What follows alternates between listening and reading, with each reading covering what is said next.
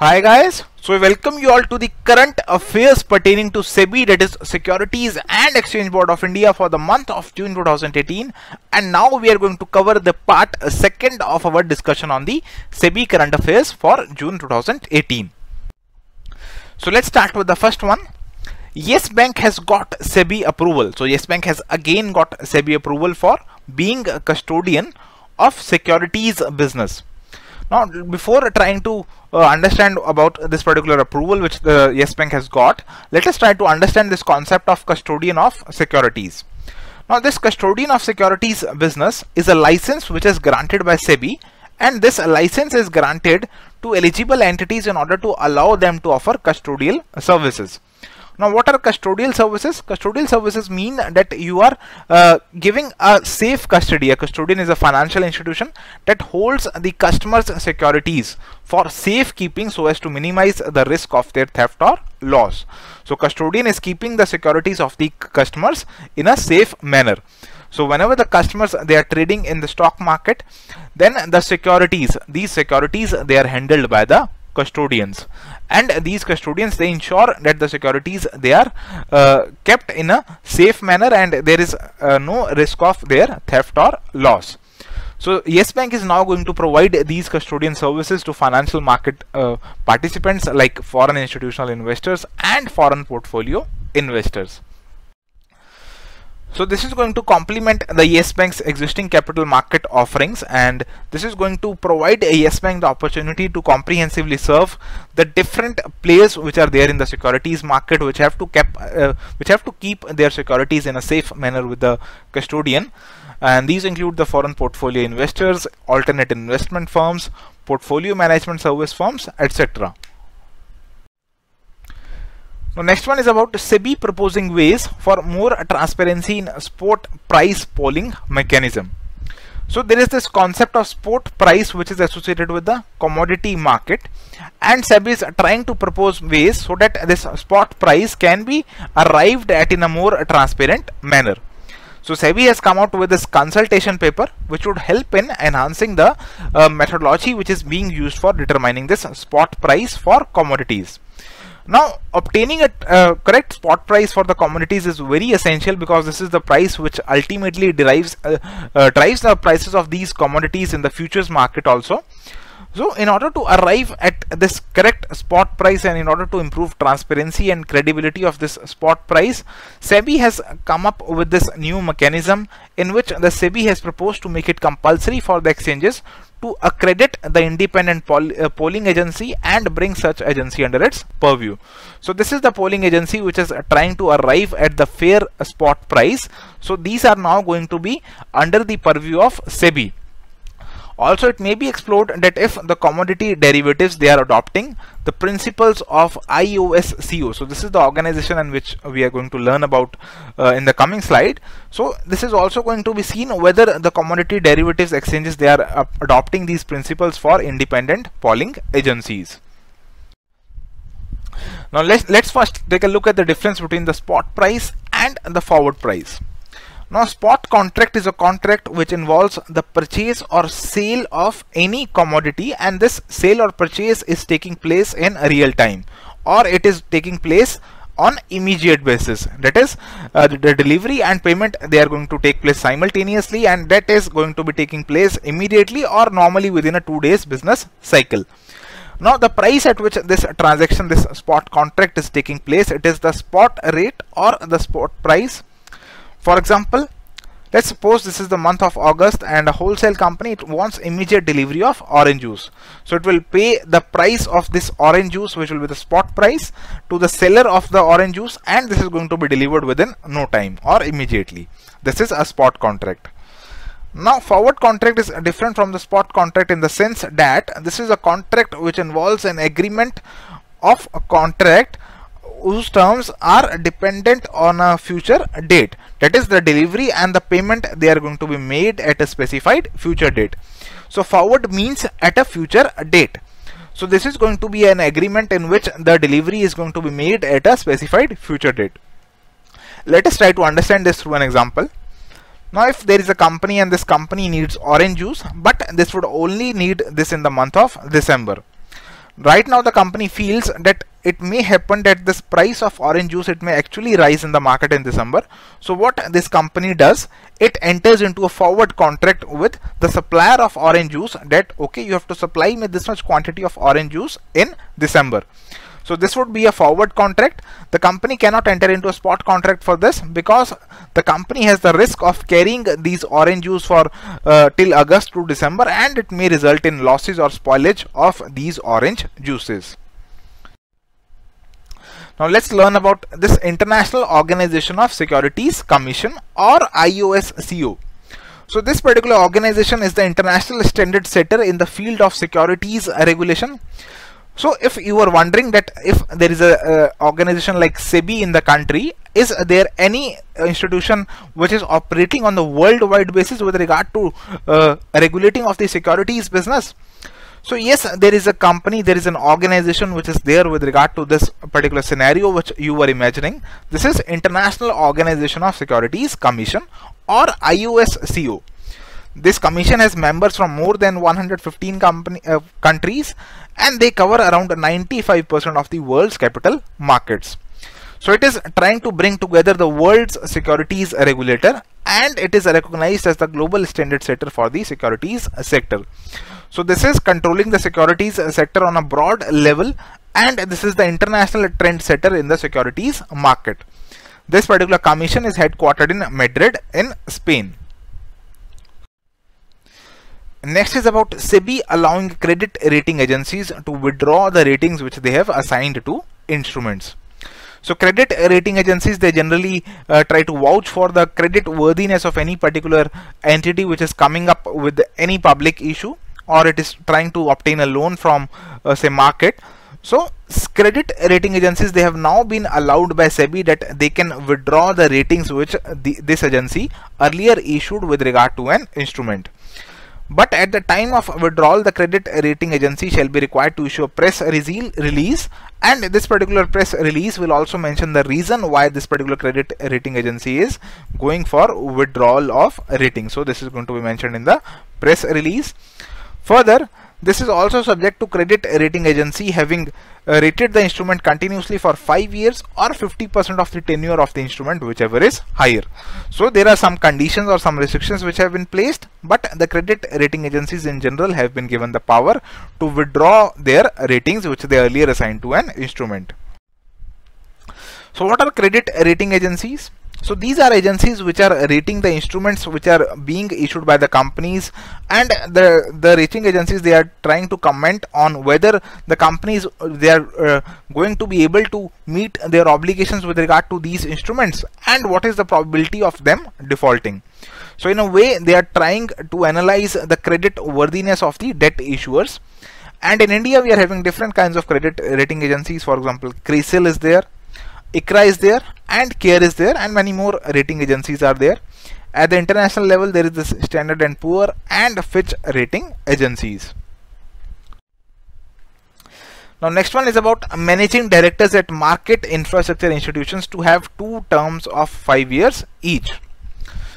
So SEBI has approved certain changes to regulations governing market infrastructure institutions, wherein the first term in the stock exchanges, depositories and clearing corporations. So these are example of market infrastructure institutions. They may be extendable by another term if they have performed satisfactorily in the first term. So if the managing directors of these market infrastructure institutions, they have performed well in the first term, they can also be given the second term of 5 years. So now they can be given 2 terms of 5 years each. Now next one is about SEBI ordering an inquiry into leak of stocks under Lens. So SEBI has ordered an inquiry into the allegations that the list of stocks on which the exchanges planned to take certain actions, this list was leaked before the formal announcement. Now this has been reported in a section of press that a list of stocks which were to be subjected to additional surveillance measures, they were leaked prior to the announcement by the stock exchange on 31st May 2018. So those stock exchanges against which the actions were required to be taken, the list of those stocks, it was released prior to that particular announcement, official announcement by that stock exchange. So this is something to worry, And if the events like these they happen in the market, SEBI's credibility may come under doubt, and this is why SEBI is now conducting an inquiry into this particular thing. Now let us try to understand this concept of additional surveillance measures, that is why the company and how the stock exchanges they were trying to put these companies or the securities under the additional surveillance, why this was being done. Now, in order to enhance the surveillance of the securities in the capital market, SEBI introduced this particular additional surveillance measure this year only in consultation with the stock exchanges. So if SEBI feels that any particular stock it needs additional surveillance because there is something fishy which is happening in that particular stock, or the marketplace they are trying to manipulate the price of that particular stock, it can put that particular stock in this ASM list or additional surveillance measure list. Now this particular stock is going to attract a 5% circuit filter, which means that if the price of this stock it moves by 5% up or down, the price is going to remain freeze and the trading is going to be stopped in this particular security, and also the persons who are dealing in these securities, they are going to deposit extra margins. Now the inclusion of stocks in this particular segment, it indicates that something is fishy with regard to these stocks, and these generally lead to sell off in the stock markets. Now the next one is with regard to new hold time members being appointed in SEBI. So SEBI has recently appointed new hold time members, and these are Mr. Santosh Kumar Mohanty or Shri S.K. Mohanty and Mr. Anant Barua. So new hold time members have been appointed in SEBI. So this is the brief organization structure. If you look at this in the present context of SEBI, present chairman is Shri Ajay Tyagi, and there are 4 hold time members. They include Shri G. Mahalingam, Miss Madhabi Puri Buch, Shri S.K. Mohanty and Shri Ananta Barua. So these are the hold time members, and these hold time members they are appointed for a term of 3 years or till they attain the age of 65 years, whichever is earlier. Now next one is with regard to custodian for retail investors. So SEBI is considering that it should introduce the custodian for retail investors. So if you remember, we understood this concept of custodian in our first video, and SEBI now is thinking that these custodians they should be appointed for retail investors, and they are going to be similar to the intermediaries for foreign portfolio investors that manage the back-end operations of investors after a trade is done. So these custodians they are going to take a look at, and they will try to manage each and every aspect of the back end operations of the investors after a trade is done. Now why SEBI is thinking of appointing these custodians? Because right now these retail investors they are at the mercy of the brokers. Now what happens is, these brokers they are the intermediary between the investor and the depository, the place at which the shares are kept. Sometimes what happens, these brokers they are accused of selling their clients shares without proper permission. So if these shares they were kept with a proper authorized custodian, the custodian would never have done so like the broker.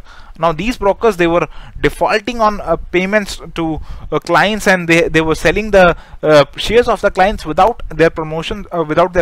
So this was not something which was happening for the good of the market, and SEBI is trying to correct this through the introduction of custodian for retail investors. So the next one is with regard to SEBI planning to reduce cooling off period to 1 year for former employees. So SEBI is planning to reduce the cooling off period to 1 year for its former employees before they take up new jobs elsewhere, as well as introduce special casual leaves for staff with physical disabilities. So what happens is, whenever any staff of SEBI leaves this particular organization, SEBI had earlier kept a 2-year cooling off period. Now SEBI is thinking to reduce this cooling off period to 1 year. So now the employees who are not in present service of SEBI, or who are retired persons of SEBI, they can work with SEBI registered intermediaries or any other commercial organization after a period of 1 year if this plan is finally successful.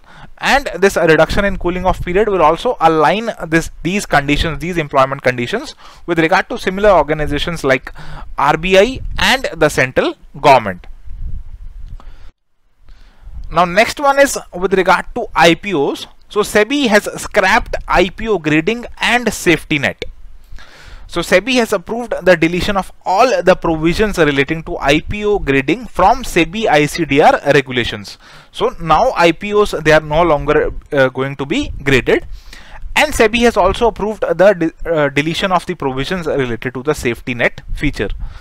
Now here it is essential for us to understand the meaning of these two terms, that is IPO grading and safety net feature.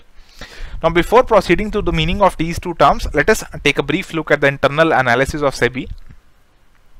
Now there was this internal analysis by SEBI in 2010, and this analysis showed that there was no correlation or no relation between the IPO grades and the post listing performance of any particular stock. So it showed that there was this no correlation between the grading which the IPO was being given and its performance on the stock exchange. So this more or less pointed out to the futility of this particular exercise, and the SEBI has now taken the step in this direction by deleting the provisions relating to IPO grading from its regulations. Now IPO grading, this was first introduced as an optional feature in April 2006, but later it was made mandatory in May 2007. And then again it was made voluntary in 2013. So you can see how SEBI is shifting grounds on this particular front, that is IPO grading. And now finally the SEBI has realized the futility of this particular exercise, and so this particular exercise is now going to be removed from all the regulations of SEBI. Now IPO grading process, this used to be done for the initial public offerings, whether the company which was coming up with this issue, it was having proper fundamentals, good fundamentals, or the management quality was good, or the risk which the business, that particular business, it was having. So it accounted for all those factors to arrive at a grade for this particular IPO, and this particular grade, it never took into account the price of the public issue. So there was something which was not well with the process of IPO grading, and the objective of this particular process, it was also not being achieved, and this is why the SEBI has finally abolished these particular regulations. Also the safety net feature, it has also been now deleted by SEBI. Now this feature, it was introduced in 2013, and under this particular mechanism, the retail investors, they were to be compensated for a fall in the share prices after listing. So if there was a price fall after the listing of shares, the retail investors, they were to be compensated for this particular fall in the share price. So SEBI felt that this was not serving the purposes of the stock market, and this was something which was not commensurate with developing of the stock markets. So that is why SEBI has gone for a deletion of this particular feature. Now next one is with regard to over 1300 new foreign portfolio investors registering with SEBI in financial year 2017-18. So these foreign portfolio investors, they are bringing in overseas investment in the Indian capital market, and they have to get themselves registered with the SEBI, and over 1300 new FPIs have registered with SEBI in 2017-18. So now the total number of FPIs registered with the regulator, it is around 9100 at the end of March 2018. Now this particular increased FPI registration, it can be because of the increased interest or the continued interest in the Indian equities and bonds market. But if we compare it with this previous year, then we can see that previous year there were more number of additions, that is around 3500 new FPIs were registered with the SEBI in the preceding financial year. So if we try to learn about these foreign portfolio investors, now SEBI in 2014 released norms which clubbed the different categories of foreign investors. So there were earlier different sets of persons, the foreign investors who were putting in money in the Indian stock markets, and under the new SEBI norms, they were put into a new class called foreign portfolio investors. And this was not a uniform class per se, and there were three categories in this particular class, and the persons or the investors, they were divided on the basis of their risk profile and their KYC, that is know your customer requirements. Now these foreign portfolio investors, the registration process was made easier for them, and they were granted permanent registration now, and this registration remained permanent with them unless it was suspended or cancelled by SEBI or surrendered by the foreign portfolio investor. Next is SEBI lowering the expenses charged by mutual funds. So SEBI has drastically slashed the additional expense which was charged by mutual funds to just 5 basis points. So if we try to understand this concept of additional charge, SEBI in 2012 had permitted the mutual funds to charge 20 basis points of assets under management as additional charge. So now this has been brought to 5 points. So this charge was to be imposed on the assets under management of the scheme in lieu of the exit load. So this is the term which is associated with mutual funds, and broadly it means when an investor is exiting the mutual fund, some money has to be charged from that particular person as a penalty for leaving this particular scheme. So this was termed as exit load. Earlier it was 20 basis points, now it has been cut down to just 5 basis points. So this is going to help increase the penetration of such products among investors, and this move will help reduce the cost of investing in mutual funds, and industry players believe that it may result in lower commission for distributors. So let us try to understand this concept of load in mutual funds. Now the mutual fund companies, they generally collect some amount of money from the investors whenever they enter or leave the scheme. So quite simply, you can see these as processing charges when a new person is coming, or when an old person is going from this scheme of mutual fund. The mutual fund charges something extra, that is this additional charge, and this fee is generally referred to as load. Entry load means charging amount or fees when a new investor enters the scheme or joins the company as an investor. Exit load means a fee or an amount which is charged from an investor for exiting or leaving the scheme. So in lieu of this additional charge was levied by the mutual funds, and now SEBI has cut down this additional charge, and SEBI is again proving that it is standing right besides the investors to protect their interest in mutual funds. So next one is a very simple one. SEBI is going to quiz auditors. SEBI is going to ask questions from the auditors who have quit the listed company's assessment. So auditors are the persons who are auditing the accounts or who are investigating the final accounts or financial statements of the companies. And in the past year, around 37 listed companies have seen their auditors resigning midway. That is, they did not even complete their tenure. So this means there is something fishy going on the listed companies, and SEBI is trying to get hold of this something fishy through the auditors who have left the company's assessment. Now let's move to some of the MCQs on the topic we have just studied. Custodian of securities is a license granted by Dash to eligible entities, allowing them to offer custodial services to financial market participants. So this we have seen that this is a license which is granted by SEBI or Securities and Exchange Board of India. So answer is going to be option number B. Next is, which organization brings together the world's securities regulators and is recognized as the global standard setter for the securities sector? Options are IOSCO, ICANN, SEC or G20. So friends, if you remember, we talked about this particular organization, and when we learned about the spot price and the polling agencies which are involved in the same, we learned whether they were following the principles of this particular organization. So we learned about this particular organization being the international standard setter for the securities sector. Next one is very simple. CRISIL, ICRA and CARE, they are examples of. So this is very simple. We have learned that these are examples of credit rating agencies. Next is, to enhance surveillance with regard to certain securities, which of the following concept was recently introduced by SEBI? So there are different options which are given with regard to this, and this is very simple for us because now we have understood that SEBI has introduced this concept of additional surveillance measures in order to enhance the surveillance with regard to certain securities. So friends, these are the answers. So friends, this was all about our discussion with regard to the current affairs pertaining to SEBI for the month of June 2018. Thank you.